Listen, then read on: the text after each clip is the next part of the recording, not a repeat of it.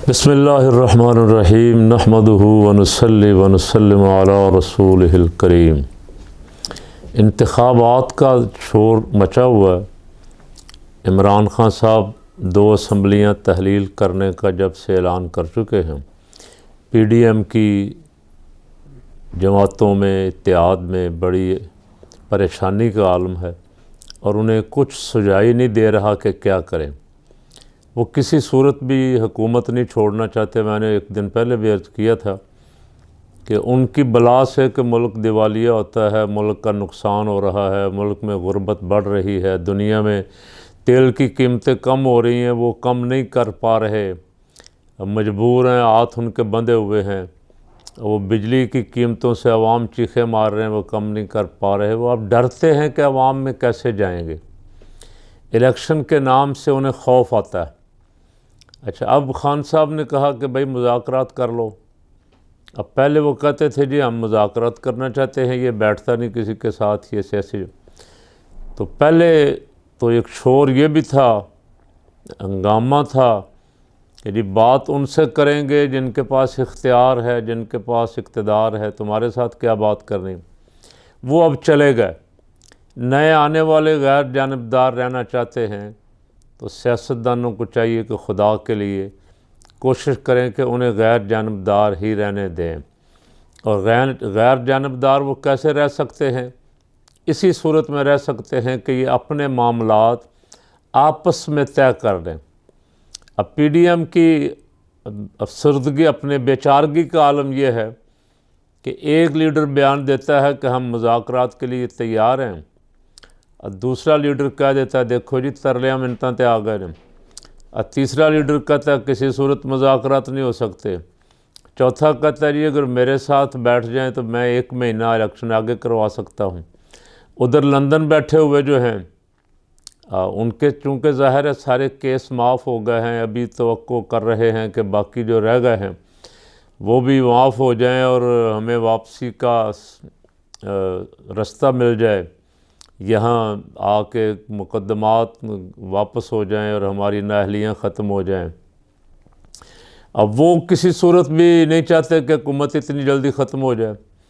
یہاں ایک طرف پی ڈی ایم کے ترجمان اور حکومتی ترجمان جو کچھ بیان دیتے ہیں، مریم اورنگزیب بیٹھتی ہے پیچھے سے ڈوری اس کی، مریم صفدر لاتی ہے اور وہ انکار کر دیتی ہے، کہتی ہے ہمارا تو کوئی پروگرام نہیں کہ ہم ان کے ساتھ مذاکرات کریں، یہ اس قابل ہی نہیں ہے کہ ان کے ساتھ مذاکرات کیے جائیں۔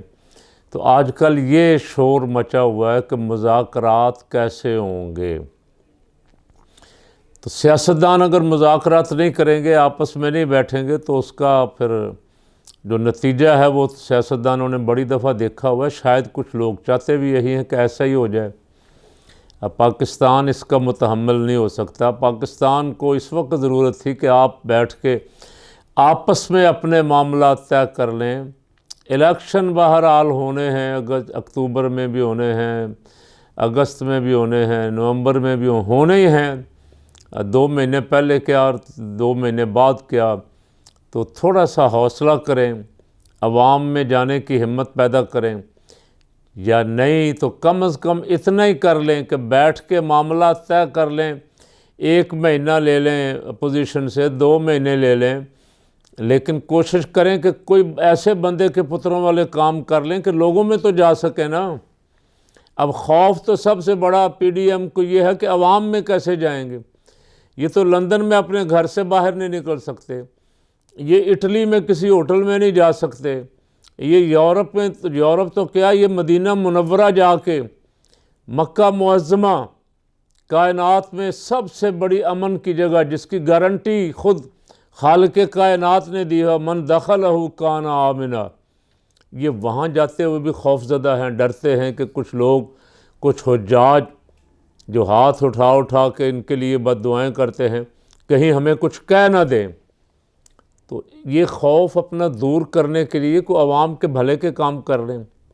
پٹرول کی جو عالمی مارکیٹ میں قیمت ہے وہاں لے آئیں۔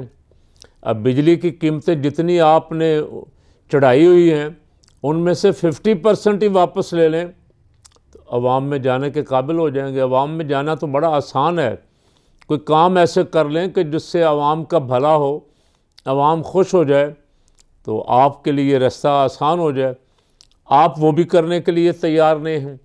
اسحاق ڈار صاحب کو آپ لائے تھے بڑے زور شور کے ساتھ، وہ پوری طرح ٹھوس ہو گئے۔ اسحاق ڈار کے سارے منصوبے فیل ہو گئے، اور یہ میں کہتا یا کوئی اپوزیشن پارٹی کا بندہ کہتا تو آپ کہتے تھے کہ چھوڑ یار، اپوزیشن والے ایسے کہتے ہیں، لیکن یہ تو مفتاح اسماعیل صاحب کہہ رہے ہیں۔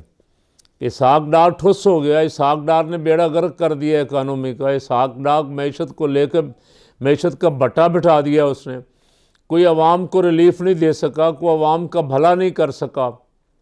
تو کوئی ایسا کام کر لیں کہ آپ الیکشن میں عوام کے پاس جانے کے قابل ہو جائیں۔ آپ کا خیال یہ ہے کہ ہم 6 مہینے اور نکال لیں گے تو شاید کچھ ایسے کام کر لیں کہ ہم کہیں گے کہ دیکھو جی ہم نے غریبوں کی بھلائی کی ہے، لیکن حالات ایسے نظر نہیں آ رہے کہ آپ سے کوئی بندے کے پتروں والا کام ہو جائے گا۔ مشکل ہے بہت، کیونکہ دن بدن آپ کے معاملات، مالی معاملات خاص کر کے خراب ہو رہے ہیں۔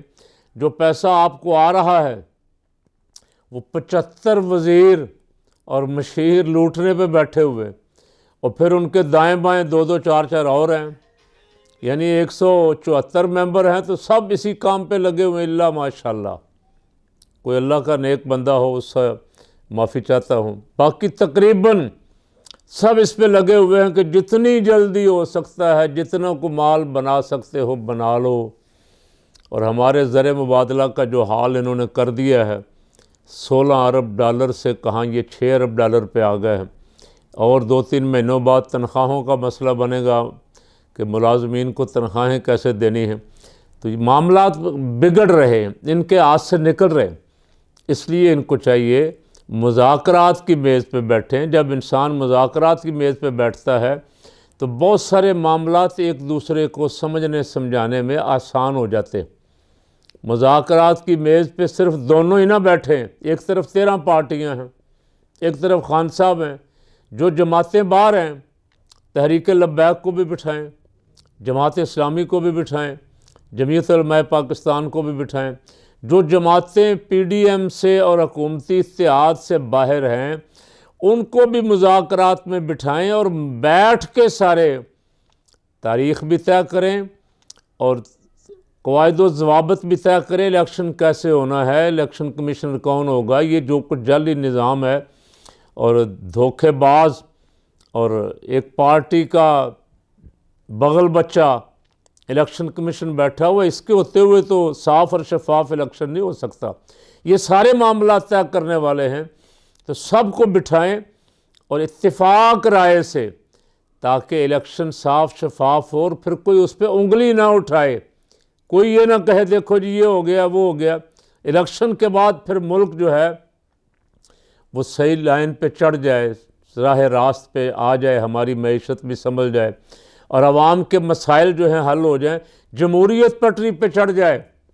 جب تک آپ بیٹھ کے الیکشن سے پہلے سارے معاملات طے نہیں کریں گے، یہ شور شرابہ ہی رہے گا، جو بھی جیت گیا دوسرے شور ڈالتے رہیں گے۔ تو جو کچھ ہم دیکھ رہے ہیں کئی سالوں سے، خاکم بدہن، خدا کرے ایسا نہ ہو۔ اگر پھر الیکشن کے نتیجے میں بھی یہی تماشا ہی لگنا ہے، یہی کچھ دیکھنا ہے، تو پھر اس ساری ایکسرسائز کا فائدہ کیا ہوگا؟ اس لیے پی ڈی ایم والوں سے بھی کہتا ہوں، پی ٹی آئی والوں سے بھی، باقی جماعتوں سے بھی، جو ملک سے مخلص ہیں، جن کو غریب کی فکر ہے، پاکستان کو آگے لے جانا چاہتے ہیں، ان سے کہتا ہوں کہ وہ جتنی جلد ہو سکتا ہے بیٹھ کے مذاکرات کی میز پہ بیٹھ کے معاملات طے کر لیں، اور پھر مل جل کے سارے اس ملک کو آگے لے جانے کی کوشش کریں۔ اللہ اس ملک کا، اس ملک کے عوام کا حامی و ناصر ہو۔